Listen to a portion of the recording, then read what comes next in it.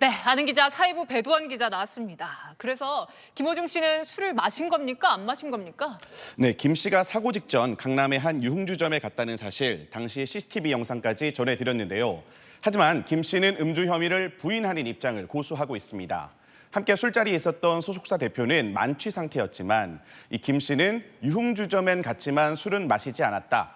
심지어 술잔을 입에 갖다 대긴 했지만 마시지 않았다고 진술하는 것으로 전해졌습니다.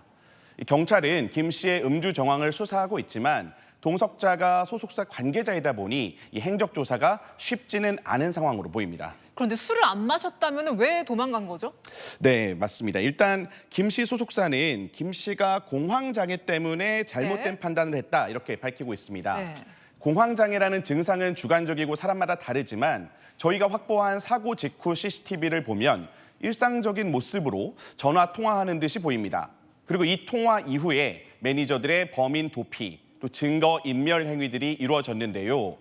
소속사의 해명도 이런 정황이 드러날 때마다 하나씩 달라지고 있습니다. 지난 14일 내놓은 첫 입장문에선 매니저가 본인 판단 하에 자수를 한 것처럼 말을 했지만 오늘은 소속사 대표가 대신 처리해달라고 부탁했다고 밝혔습니다. 또 매니저에게 김 씨의 옷을 뺏어서 바꿔 입고 가라고 지시했다 이렇게 밝히기도 했습니다.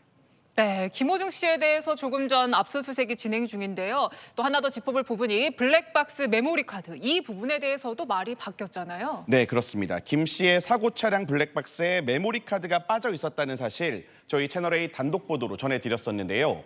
이에 대해 김 씨는 블랙박스 메모리 카드가 원래 없었다고 진술했었죠. 이후 소속사 측은 매니저가 알아서 없앴다, 대표가 시켰다고 말을 계속 바꾸고 있습니다.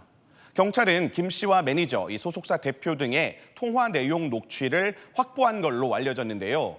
이를 통해서 이들이 김호중 씨를 도피시키고 증거를 인멸하는 범죄를 은폐하려는 행위를 조직적으로 했는지 들여다보고 있습니다. 그리고요, 비슷한 경우에 음주운전으로 유죄가 나오기는 쉽지 않다던데요. 어떻습니까? 네, 지난 2016년 교통사고 뒤에 20시간 만에 경찰에 출석했던 개그맨 이창명 씨 기억하실 텐데요. 대법원에서 음주운전 무죄 선고받았고요.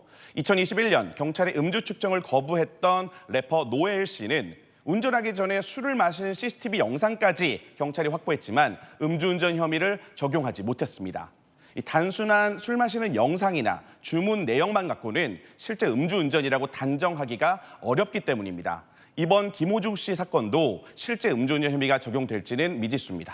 참 방송계, 광고계도 고민이 깊을 것 같습니다. 네, 그렇습니다. 김 씨는 일단 예정된 공연은 강행하겠다 이런 입장이지만요. 23일 예정된 공연의 주관사인 KBS는 공연자를 대체하라고 공연기획사에 요구한 걸로 알려졌습니다. 또 일부 방송사 예능 프로그램은 김 씨 분량을 편집하는 등 대응에 나섰고요. 통상 또 광고 계약엔 연예인이 사회적 물의를 일으킬 경우에 광고주 피해에 대한 위약금 조항을 넣지 않습니까? 만약 김 씨의 음주운전 혐의가 드러난다면 상당한 경제적 손실로 이어질 가능성이 충분합니다. 네, 잘 들었습니다. 지금까지 아는 기자 배두원 기자였습니다.